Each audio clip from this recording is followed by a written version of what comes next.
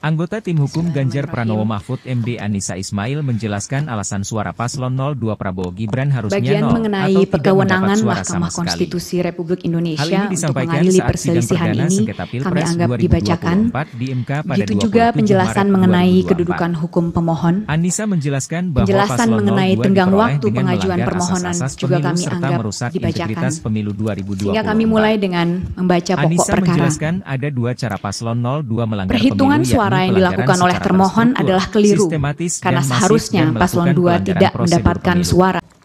Bismillahirrahmanirrahim. Bagian mengenai kewenangan Mahkamah Konstitusi Republik Indonesia untuk mengadili perselisihan ini kami anggap dibacakan. Begitu juga penjelasan mengenai kedudukan hukum pemohon. Penjelasan mengenai tenggang waktu pengajuan permohonan juga kami anggap dibacakan. Sehingga kami mulai dengan membaca pokok perkara.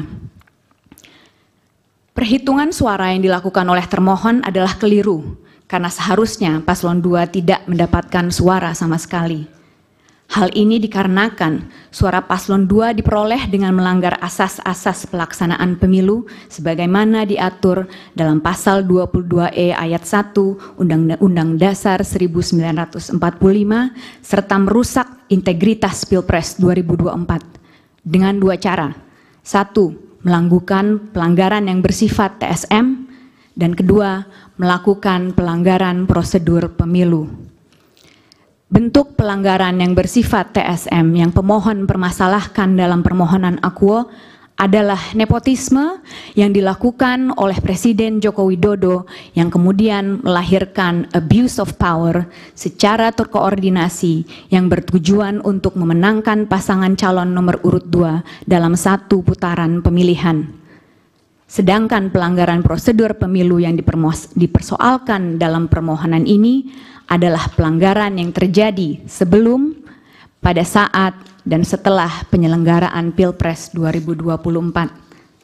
Sehubungan dengan pelanggaran TSM yang terjadi dalam Pilpres 2024, pemohon membaginya menjadi 5 bagian. Pertama, apakah Mahkamah Konstitusi berwenang untuk memeriksa pelanggaran TSM yang terjadi? Kedua, apa bentuk pelanggaran PSM yang terjadi dalam Pilpres 2024? Ketiga, bagaimana cara menyikapi pelanggaran TSM yang terjadi dalam Pilpres 2024?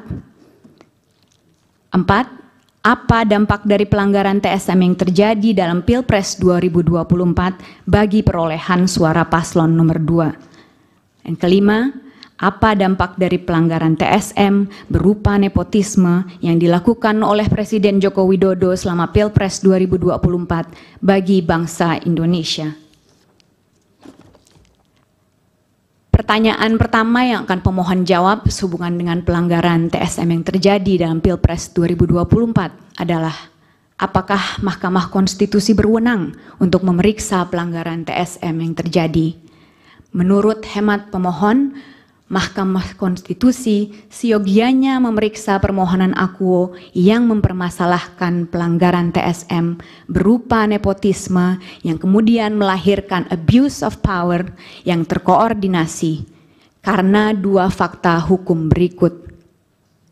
Pertama, adanya kekosongan hukum dalam undang-undang pemilu kita.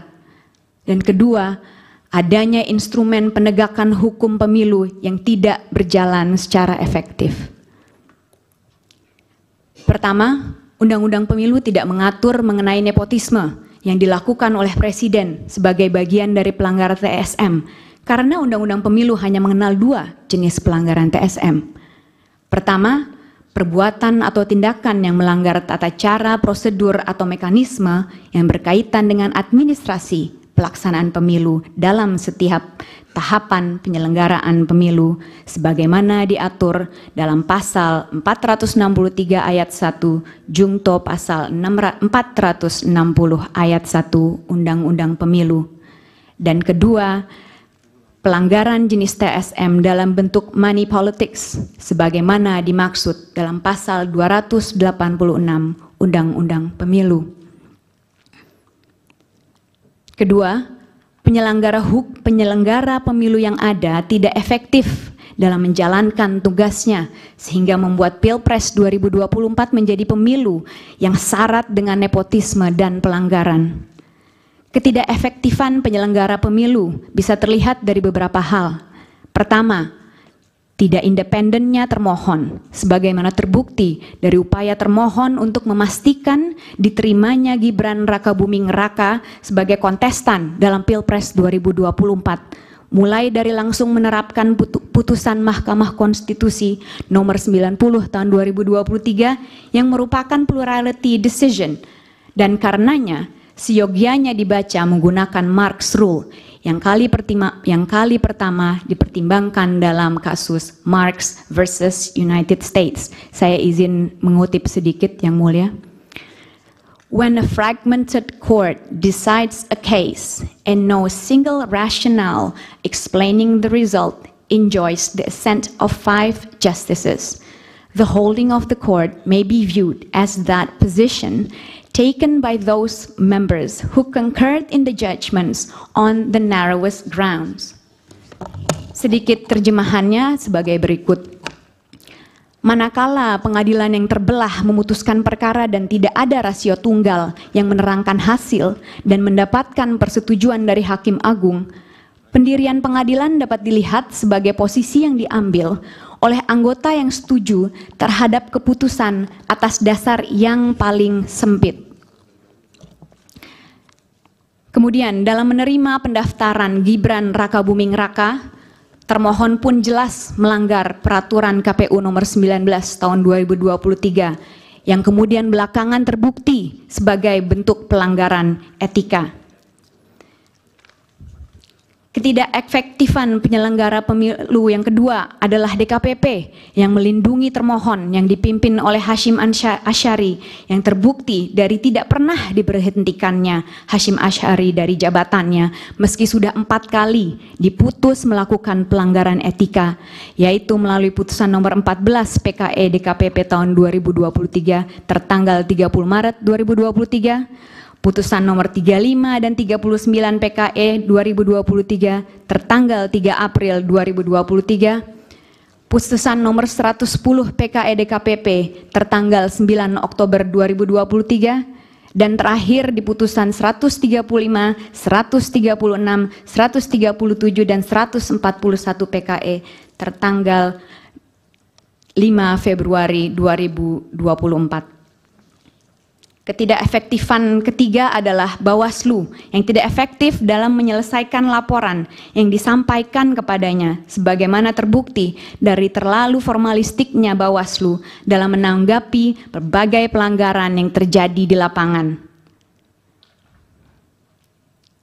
Secara teoretis, kewenangan Mahkamah Konstitusi untuk memeriksa pelanggaran TSM yang terjadi dalam Pilpres 2024 lahir dari beberapa argumentasi berikut.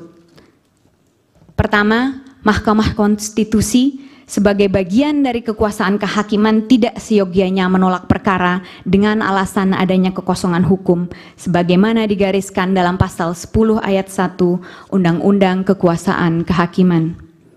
Justru Mahkamah Konstitusi seyogianya melakukan penemuan hukum guna dapat memeriksa permohonan akuo. Kedua, Mahkamah Konstitusi adalah lembaga yang didesain untuk menjaga dan melindungi konstitusi, dan karenanya harus patuh pada desain konstitusionalnya, sebagaimana diatur dalam pasal 24C ayat 1 Undang-Undang Dasar 1945, yaitu untuk memutus perselisihan tentang hasil pemilu dan tidak terjebak pada batasan yang dibuat dalam pasal 475 ayat 1 Undang-Undang Pemilu yang menjadikan Mahkamah Konstitusi sebagai mahkamah kalkulator. Jika Mahkamah Konstitusi hanya sekedar bertindak sebagai mahkamah kalkulator, tidaklah perlu negarawan yang sekaligus begawan hukum yang melakukannya. Cukup kita berikan kesalahan perhitungan kepada auditor. Dasar ketiga adalah Mahkamah Konstitusi sebagai cabang dari kekuasaan yudikatif secara institusional berwenang untuk mengawasi jalannya pelaksanaan kewenangan cabang kekuasaan eksekutif, termasuk termohon, yang baru bisa terjadi jika Mahkamah Konstitusi kembali kepada marwahnya sebagaimana ditentukan dalam pasal 24C ayat 1 Undang-Undang Dasar 1945. Keempat, Mahkamah Konstitusi melalui putusan nomor 22 PHPUD tahun 2010 telah mengantisipasi terjadinya penggunaan kekuasaan sebagai jalan untuk memenangkan pemilu dengan menyatakan bahwa hegemoni kekuasaan yang tidak terawasi dalam proses pemilu dapat menghasilkan pemilu yang penuh kecurangan dan karenanya perlu untuk diulang, hal mana merupakan refleksi sempurna dari Pilpres 2024.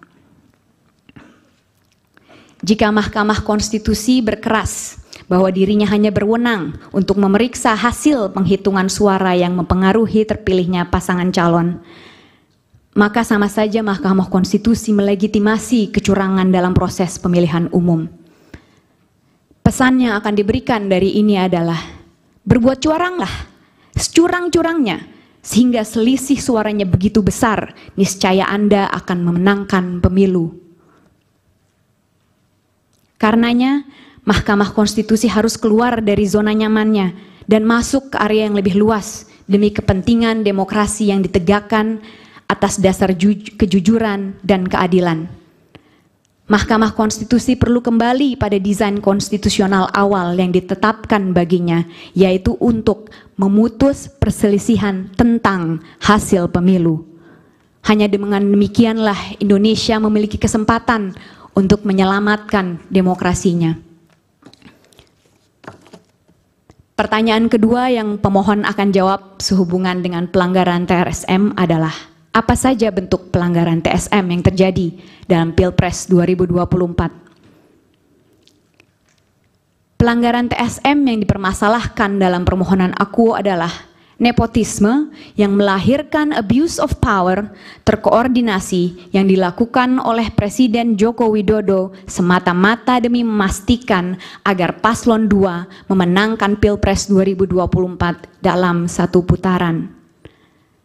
Sehubungan dengan pembuktian mengenai ada tidaknya nepotisme, maka penting untuk melihat standar beban pembuktian sehubungan dengan perkara PHPU di Mahkamah Konstitusi, sebagaimana dimuat dalam putusan nomor 1 PHPU Pres tahun 2019, yaitu beban pembuktian formil, yang mana beban pembuktian awal dibebankan kepada pemohon dan kemudian beralih kepada termohon.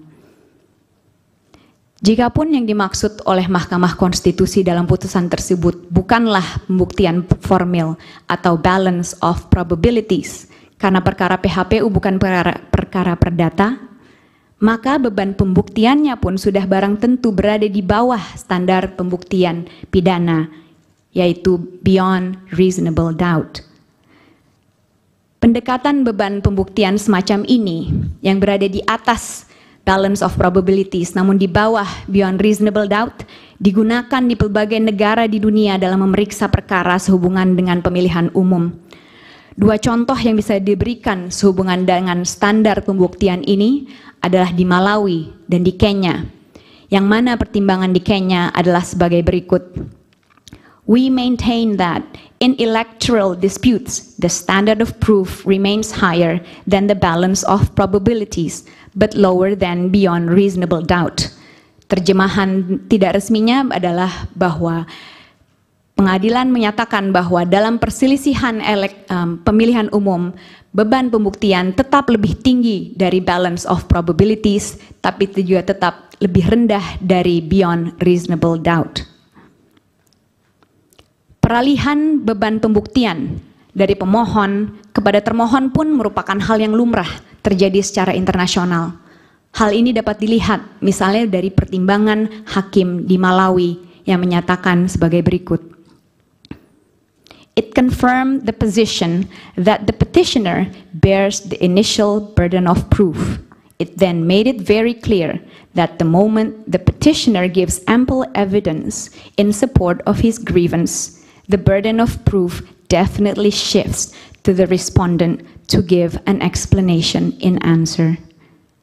Terjemahan tidak resminya adalah bahwa memang pemohon memiliki beban pembuktian awal, tapi kemudian jelas setelah pemohon memberikan bukti yang cukup untuk menunjukkan permasalahan yang mereka mohonkan, maka beban pembuktian kemudian bergeser kepada termohon untuk memberikan penjelasan yang memuaskan. Nepotisme yang dilakukan oleh Presiden Joko Widodo dapat diklasifikasikan menjadi 3 skema. Skema pertama, nepotisme yang dilakukan guna memastikan Gibran Rakabuming Raka memiliki dasar untuk maju sebagai kontestan dalam Pilpres 2024 yang dimulai dari dimajukannya Gibran Rakabuming Raka sebagai calon wali kota Surakarta.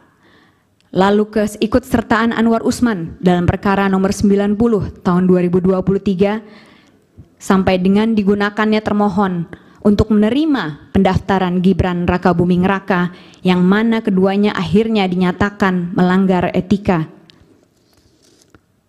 Nepotisme kedua adalah nepotisme yang dilakukan guna menyiapkan jaringan yang diperlukan untuk mengatur jalannya Pilpres 2024 yang dimulai dengan dimajukannya orang-orang dekat Presiden Joko Widodo untuk memegang jabatan penting sehubungan dengan pelaksanaan Pilpres 2024, khususnya ratusan pejabat kepala daerah. Bentuk nepotisme yang ketiga adalah nepotisme yang dilakukan untuk memastikan agar paslon 2 memenangkan Pilpres 2024 dalam satu putaran yang dilakukan dengan berbagai cara, mengadakan pertemuan-pertemuan dengan berbagai pejabat di berbagai lini, mulai dari pemerintah pusat hingga pemerintah desa, yang kemudian dikombinasikan dengan politisasi bantuan sosial, sebagaimana terlihat dari aspek waktu pembagian, aspek jumlah yang dibagikan, aspek pembagi bantuan sosial, dan tentunya aspek penerima bantuan sosial. Pertanyaan ketiga yang akan pemohon jawab sehubungan dengan pelanggaran TSM adalah bagaimana cara menyikapi pelanggaran TSM yang terjadi dalam Pilpres 2024. Menurut hemat pemohon, nepotisme sebagai bentuk pelanggaran TSM tidaklah boleh ditoleransi sama sekali keberadaannya. Karena beberapa hal. Pertama, nepotisme melanggar asas pelaksanaan pemilu, khususnya asas bebas, jujur dan adil, dan karenanya menghasilkan pemilu yang tidak berpegang pada nilai konstitusi. Padahal pemilu seyogianya berpegang pada nilai konstitusi agar dapat mencerminkan kehendak rakyat sebagaimana dipertimbangkan di berbagai negara. Di Malawi dalam perkara Arthur Peter Mutharika and the Electoral Commission versus Saulos Klaus Chilima and Lazarus McCarthy Chakwera pada tahun 2020, terjadi juga di Zimbabwe dalam perkara Morgan Tsvangirai versus Robert Gabriel Mugabe and 3 others pada tahun 2013, dan juga terjadi di Austria dalam perkara di Mahkamah Konstitusi nomor WI 6 yang dilakukan pada tahun 2016.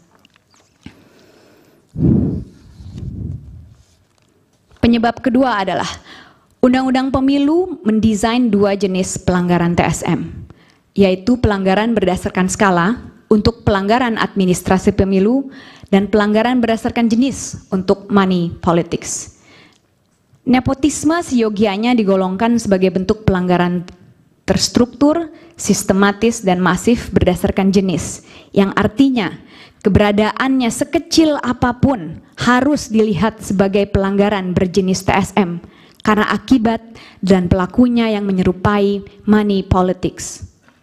Ketiga, nepotisme yang dilakukan oleh Presiden Joko Widodo untuk memenangkan paslon 2 dalam satu putaran memiliki dampak yang sangat luas karena menimbulkan abuse of power yang terkoordinasi yang dilakukan oleh seluruh instrumen kekuasaan. Aparat penegak hukum dijadikan alat kampanye dan pengontrol massa. Kementerian dijadikan pembantu presiden untuk urusan pemenangan dengan diberikan target suara. Kepala daerah dijadikan tim pemenangan lokal yang mana penolakan akan berujung pada pencopotan atau penyidikan. dan kepala desa pun dijadikan ujung tombak pengumpul suara, di mana masing-masing diberikan target bahwa paslon 2 harus mendapatkan lebih dari 50% suara. Jika tidak, maka bantuan sosial tidak disalurkan dan aparat akan memproses mereka secara hukum. Pertanyaan keempat yang akan pemohon jawab adalah, apa dampak dari pelanggaran TSM yang terjadi pada Pilpres 2024 bagi perolehan suara paslon nomor 2? Dampak utama dari dilakukannya nepotisme yang kemudian melahirkan abuse of power terkoordinasi adalah melesatnya perolehan suara paslon 2 sehingga dapat memenangkan Pilpres 2024 dalam satu putaran. Model penggunaan kekuasaan yang paling nyata adalah pembagian bantuan sosial oleh pemerintah yang menyasar masyarakat desa yang kemudian diatribusikan pada sosok pribadi Presiden Joko Widodo. Ada 3 hal mengenai ini yang ingin kami bahas lebih lanjut.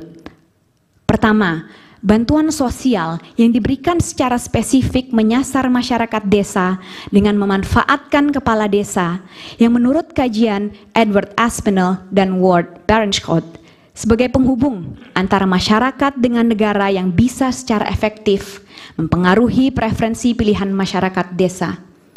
Hal ini dibuktikan lebih lanjut melalui survei LSI pasca Pilpres 2024. Hal kedua adalah bantuan sosial diatribusikan kepada sosok pribadi Presiden Joko Widodo, sebagaimana dinyatakan oleh Ketua Umum PAN yang merangkap sebagai Menteri Perdagangan Zulkifli Hasan maupun Ketua Umum Partai Golkar yang merangkap sebagai Menteri Koordinator Bidang Perekonomian Airlangga Hartarto. Hal ini seolah diafirmasi dengan pembagian bantuan sosial langsung oleh Presiden Joko Widodo di berbagai lokasi di seluruh penjuru Indonesia. Ketiga, pengatribusian Presiden Joko Widodo kepada paslon 2 yang terbukti dari pernyataan Ketua Umum PAN yang merangkap sebagai Menteri Perdagangan Zulkifli Hasan yang menyatakan bahwa program bantuan sosial berasal dari Presiden Joko Widodo dan karenanya perlu untuk memilih Gibran Rakabuming Raka selaku anak dari Presiden Joko Widodo, maupun pernyataan Gibran Rakabuming Raka untuk melanjutkan seluruh program Presiden Joko Widodo yang ada, termasuk bantuan sosial. Dengan pengatribusian ini, maka terjadi penjangkaran atau anchoring di benak masyarakat bahwa pasangan calon nomor 2 adalah pasangan calon yang dipilih oleh Presiden Joko Widodo, sebagaimana terbukti dari survei yang dilakukan Populi Center yang menemukan bahwa mayoritas responden atau sekitar 55,7% menilai paslon 2 paling mampu melanjutkan program Presiden Joko Widodo. Bahkan elektabilitas Prabowo Subianto meningkat dengan kehadiran Gibran Rakabuming Raka sebagai calon wakil presiden dari Prabowo Subianto. Presiden Joko Widodo menguatkan persepsi publik mengenai keberpihakannya kepada paslon 2 dengan tidak menyangkal dan tidak mengklarifikasi keberpihakannya. Bahkan Presiden Joko Widodo bersikeras bahwa ia berhak untuk berkampanye dan berpihak, sebagaimana disampaikannya pada tanggal 27 Januari 2024 saat sedang berdiri bersama dengan Prabowo Subianto. Yang mulia Hakim Mahkamah Konstitusi, pertanyaan kelima yang akan pemohon jawab adalah apa dampak dari pelanggaran TSM berupa nepotisme yang dilakukan oleh Presiden Joko Widodo selama Pilpres 2024 bagi bangsa Indonesia.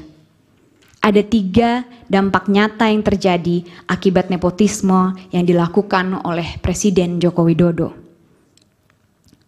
Pertama, rusaknya demokrasi di Indonesia karena kontestasi politik yang terjadi bukan lagi kontestasi yang sehat, melainkan hanya kedok untuk menempatkan orang yang dikehendaki menuju ke kursi kekuasaan.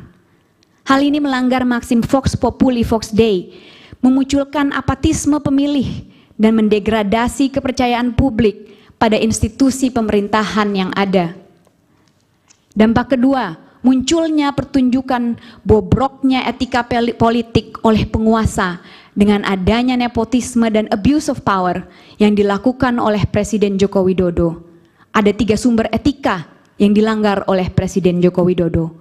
Etika politik yang bersumber dari hukum, khususnya Undang-Undang Administrasi Pemerintahan dan Undang-Undang Penyelenggaraan Negara Bebas KKN.